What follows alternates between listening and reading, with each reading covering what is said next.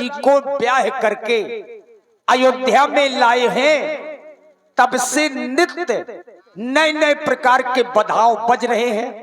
अयोध्या में खुशियां मनाई जा रही हैं। लेकिन एक समय सब सहित समाजा, राजसभा रघुराज विराजा। रामायण में जहां जहां एक बार या एक समय लिखा आया है तो नई कहानी, नया अध्याय शुरू हो जाता है। और यहां पर भी हो रहा है। राजा दशरथ अपनी सभा में बैठे हैं, दर्पण में अपना मुख देखा तो दशरथ जी ने पाया जो कानों के समीप के बाल हैं वो श्वेत हो गए हैं, सफेद हो गए, अर्थात बुढ़ापे का संकेत दे रहे हैं। तो राजा दशरथ जी के मन में विचार आया कि अब मैं राम को युवराज पद दे दूं, अर्थात राम को अयोध्या का राजा बना दूं। बस यहीं से राम मनगमन की लीला शुरू हो रही है। मंगल की कामना करते हुए आइए, अयोध्या कांड का ये पहला प्रसंग है। अभी तक आप लोगों ने बालकांड की लीला का दर्शन किया, अब यहां से अयोध्या कांड शुरू है। आसे जगी है, आशा है भगवान के चरित्र की और प्यास है ज्ञान गंगा की, चूंकि रामायण है ज्ञान गंगा। आसे जगी है, प्यासी लगी है, अब बरसा है पानी, शुरू हो रही है राम कहानी, शुरू हो रही है राम कहानी।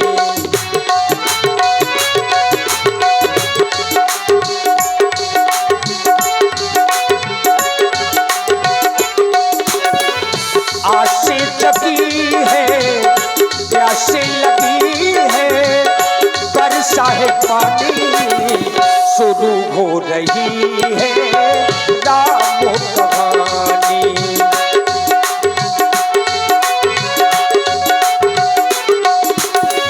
मंगल भवनो अमंगल हारी,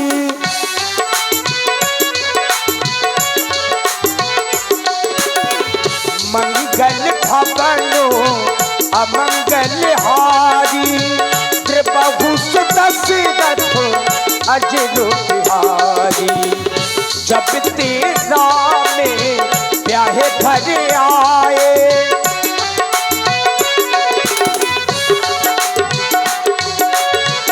जब तेरा ब्याह घर आए, नित्य नव मंगलो मोते बधाए। बधाव बज रहे हैं, चारों ओर खुशियां मनाई जा रही हैं। और तभी एक समय, अब जिस समय की चर्चा बाबा तुलसीदास जी कर रहे हैं ये वही एक समय है। एक समय ये सब सहित समाजा,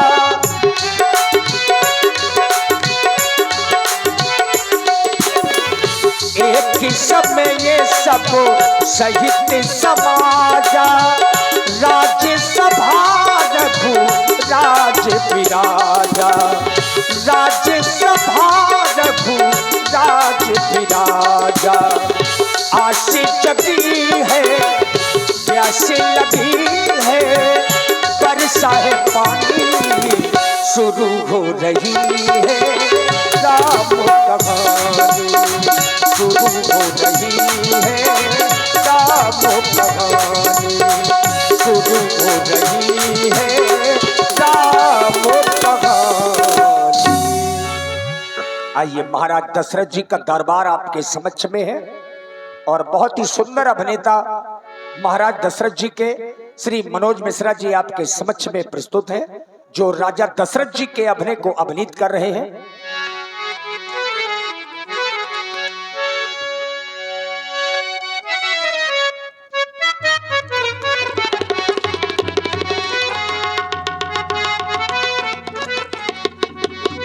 हुई धर्म की उन्नति, ये सकल पाप की छे, एक बार सब मिलकर बोलो महाराज दशरथ की जय, महाराज दशरथ की जय, महाराज दशरथ की जय। मंत्रियों में शिरोमणि महामंत्री सुमंत्र जी। महाराज।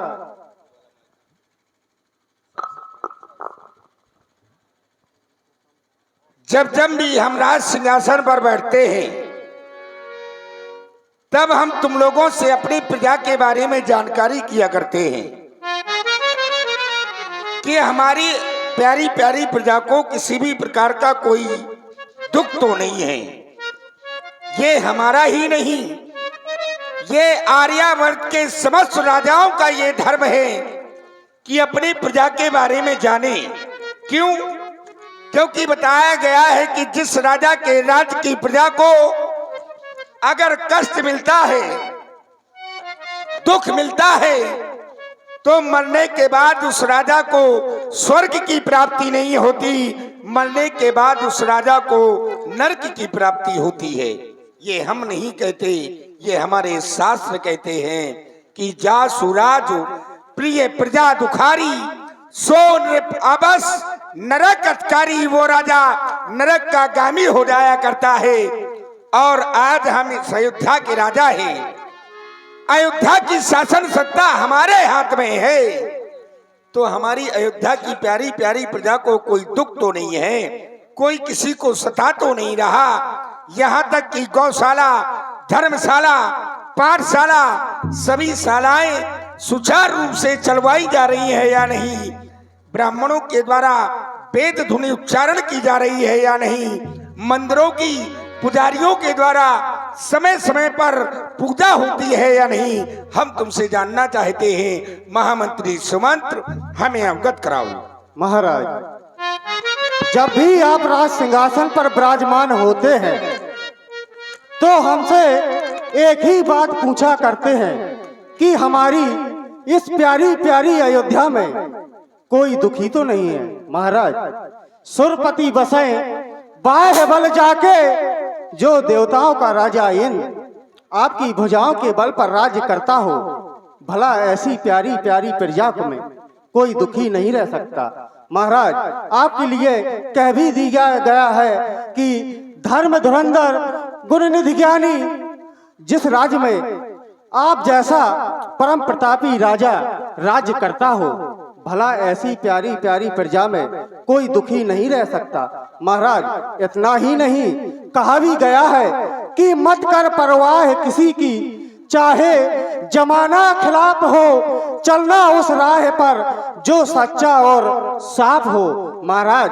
आपकी प्रजा में कोई दुखी नहीं है। यहाँ तक कि यज्ञशाला, पाठशाला, गौशाला इत्यादि सुचारू रूप से चलाई जा रही है। महाराज, और इतना ही नहीं, सिंह और बकरी एक ही घाट का पानी पीते हैं। आपकी प्रजा में कोई दुखी नहीं है। तुम्हारी इस बात को सुनकर के अगर मैं ये समझ लूं कि इसमें बड़ाई राजा दशरथ की है, राजा दशरथ इस बड़ाई का पात्र है, तो ना, अरे इसमें बड़ाई हमारी नहीं है, इसमें बड़ाई तो तुम लोगों की है। क्योंकि कहते हैं कि अगर बीड़ा का यदि सुर बिगड़े, बीड़ा का यदि सुर बिगड़े तो तंत्री दोषी होते हैं, और राजा का यदि शासन बिगड़े तो राजा नहीं, सीधे मंत्री दोषी होते हैं, सीधे मंत्री दोषी होते हैं। और जिस राजा के पास तुम्हारे जैसा मंत्री हो, जिसका नाम है सुमंत्र, सु धन मंत्र, सु माने सुंदर, मंत्र माने मंत्रा देने वाला, जिस राजा के पास सुंदर मंत्रा देने वाला सुमंत्र जैसा मंत्री होगा, भला उस राजा के राज्य की प्रजा को कभी दुख हो ही नहीं सकता। तुम्हारी यह बात सुनकर के कि हमारी प्यारी प्यारी प्रजा सुख में जीवन यापन कर रही है, इस अयोध्या के घर घर में है दूध पूत की आवागामी, सिंह और आजा पीते एक घाट पानी, हमें बड़ी प्रसन्नता हुई। महामंत्री सुमंत, महाराज, हम तुमसे वार्ता कर रहे थे, हमें ऐसा लगता है कि जो हमने ये मुकुट पहना हुआ है, ये कुछ हमें टेढ़ा सा प्रतीत हो रहा है। जाओ दर्पण लेकर के आओ, हम दर्पण में अपना मुख देख करके अपने मुकुट को इसी समय सीधा करेंगे। और ज्यों ही महाराज ने दर्पण में अपना मुख देखा, राय सुभाय कुकुर कर लीन्हा, बदन बिलो की मुकुट सम कीन्हा। मुकुट को बराबर कर रहे थे और तभी राजा जी का ध्यान श्रवण सभी पे भये सित केसा, मनहु चरठ पनु अश्य ओपदेशा। महामंत्री सुमंत महाराज दर्पण में मुख देख करके हम अपने ताज को सीधा कर रहे थे, अचानक हमारी दृष्टि कानों के समीप के बालों पर पहुंच गई। जब ही हमने कानों के समीप के बालों पर देखा तो हुआ क्या, देखा हमने ये कि कानों के समीप के जो बाल हैं वो श्वेत हो गए हैं, यानी कि सफेद हो गए हैं। मनहु जरटपन अस उपदेशा, ये कानों के समीप के बाल आज राजा दशरथ को उपदेश दे रहे हैं, कह रहे हैं राजा दशरथ अब तेरा बुढ़ापा आ गया है, अब तू वृद्ध हो गया है, अब तेरा चौथापन हो गया है। ये हमें उपदेश दे रहे हैं। हमारी युवावस्था निकल गई, शैशवावस्था निकल गई, अब ये हमारी वृद्धावस्था है और कानों के समीप के बाल ये हमें संकेत दे रहे हैं। और जब कोई राजा वृद्ध हो जाता है तो हर राजा का नियम होता है कि श्रीमन नारायण का भजन करने के लिए उसको वन में जाना पड़ता है। हृदय में अभिलाषा है, अभिलाषा को लेकर के गुरु सदन जाएंगे। आज का दरबार यहीं पर समाप्त कर दिया जाए। जो आज्ञा महाराज। और आप हैं इंसान शाह है, इंसा शाह है, ग्राम बंडवा। आपकी ओर से